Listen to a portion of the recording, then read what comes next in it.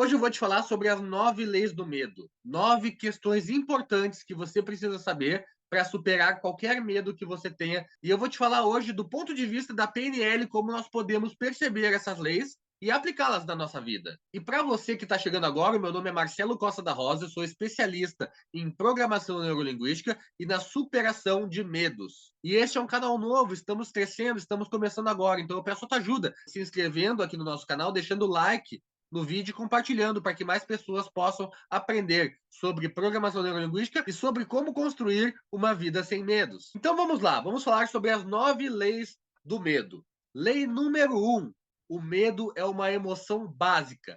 O que significa isso? Significa que todos nós desenvolvemos o medo de alguma forma. Todos nós experimentamos o medo.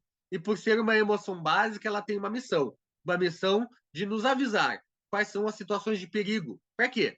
Para que nós possamos nos proteger e assim garantir a nossa sobrevivência. Portanto, o medo está lá exatamente para isso, para garantir a minha sobrevivência. Lei número 2. O medo é uma resposta a um estímulo externo, algo que acontece aqui fora, e junto a este estímulo eu dou um significado para aquilo que acontece. Por exemplo, se eu estou andando na rua e um cachorro começa a correr na minha direção, eu nunca vi aquele cachorro, o cachorro é grande, ele começa a correr na minha direção, automaticamente vai disparar em mim o estímulo externo do cachorro vindo correndo, mas a partir daí, junto a isso, eu dou um significado. O cachorro vai me atacar, o cachorro é perigoso, o cachorro vai me morder. Eu começo a dar significado para aquilo que acontece. Portanto, o medo sempre acontece dessa forma. Existe o estímulo externo e o significado que eu coloco em cima dele. Regra número 3. Por trás de todo medo existe um medo maior. O medo de perder algo importante. Isso significa que quando você experimenta o medo, existe algo que você teme perder. Seja a sua vida, né, no sentido da sobrevivência, seja o amor de alguém, e nós aprendemos muito cedo, né, de que quando nós fazemos algo ruim, nós podemos perder o amor das pessoas que nós admiramos, que nós amamos de fato. Então, o medo tem por trás dele um segundo medo, o medo da perda de algo ou de alguém. Lei do medo número 4. Existem dois tipos de medo. Existe o medo real, aquele que de fato oferece um perigo para minha sobrevivência, e existe o medo que nós vamos chamar aqui de irreal, que é quando eu começo a dar significados e a criar coisas a partir das minhas crenças. Por exemplo, se eu estou na rua caminhando e eu tropeço e caio no chão, naquele momento em que eu tropeço, eu experimento dentro de mim um medo real, o medo de cair, o medo de me machucar. Ou seja, existe um perigo iminente e a partir de estar em contato com este perigo, eu começo a experimentar o medo através do meu corpo, através da minha fisiologia. Já no medo irreal, eu começo a imaginar o que vai acontecer. Por exemplo, se eu vou pedir um aumento para o meu chefe, e aí eu começo a imaginar como vai ser a minha conversa com ele, eu começo a imaginar ele dizendo sim, ele dizendo não, a consequência desse tipo de conversa. Ou seja, eu não estou diante do perigo propriamente dito, mas eu começo a imaginar, eu começo a criar, eu começo a antecipar o que vai acontecer. E isso gera dentro de mim uma resposta emocional. Portanto, existem esses dois tipos de medo: o medo real e o medo irreal, onde eu crio algo em cima dele. Lei número 5. Mesmo quando o medo é irreal, a sensação é sempre real. Ou seja, independente se o medo que você experimenta é sobre algo que é fato ou se é em cima de crença, sempre a sensação de medo é real. E essa sensação de medo se manifesta no nosso corpo através das sensações, através da temperatura, através da respiração, do coração batendo, de dores. Então, a sensação do medo é sempre real. Lei número 6.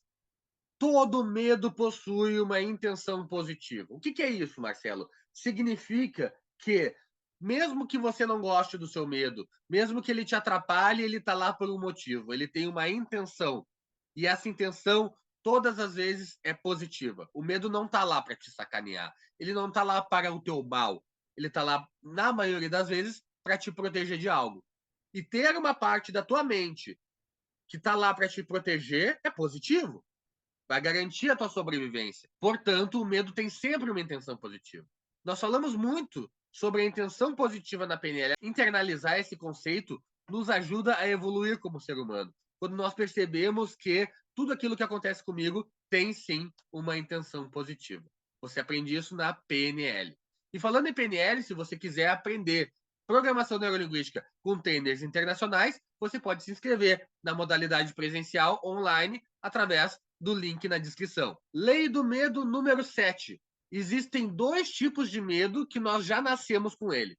2 medos que são inerentes à nossa vida. Quais são esses medos básicos? É o medo de cair e o medo do abandono.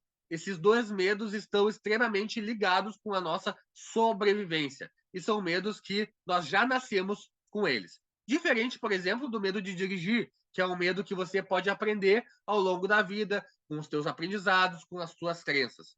E falando sobre o medo de dirigir, se você quer superar o medo de dirigir, tem o efeito clique, que te ajuda a dirigir em até 10 dias. Você pode se inscrever através do link da descrição. Todos os outros medos, além do medo de cair e do medo de abandono, são medos que nós aprendemos. Aprendemos como? Através de exemplos, através de informações, através de repetição, através de traumas que nós experimentamos ao longo da nossa vida. Então, todos esses medos são aprendizados que nós vamos gravando na nossa mente e trazendo ao longo da nossa vida, carregando junto conosco. Regra do medo número 8. O medo pode ser prazeroso. Quais são as situações onde alguém pode experimentar prazer com o medo? São aquelas situações onde nós sabemos que não existe um perigo real. Nós sabemos que é uma situação onde nós, de alguma forma, podemos nos sentir seguros. Nós sabemos que aquela situação vai passar e tudo vai ficar bem depois. Por exemplo, quem gosta de assistir filme de terror, situações em que você leva susto, mas que você sabe que está num ambiente totalmente seguro e quando acabar o filme está tudo bem. Ou quem gosta de pular de paraquedas, imagina o tamanho da sensação de medo, da adrenalina de você estar no ar. Porém, existe toda uma preparação para isso e a pessoa sabe que depois daquele evento ela vai estar bem. Tudo vai passar e ela vai ficar bem. Regra do medo número 9. Regra final. Nós podemos nos induzir a sentir medo. Como assim, Marcelo? Sim, o medo é uma resposta a um estímulo e ao significado. Portanto, dependendo do significado que você vai colocar naquela situação, o medo pode sim ser induzido e você construir medos sobre situações específicas. Lembre-se, o medo, na maioria das vezes, está lá para nos proteger. Mas existem situações onde você quer se desafiar, quer fazer algo diferente, e o medo pode se tornar uma barreira nesse sentido. Nós estamos aqui para te ajudar a mudar essas experiências subjetivas na tua mente para que você possa construir novas escolhas com mais segurança, com mais confiança, com mais tranquilidade para viver uma vida sem medos. Comenta aqui embaixo qual medo você quer superar através da PNL e eu vou estar lá para te ajudar nessa vitória.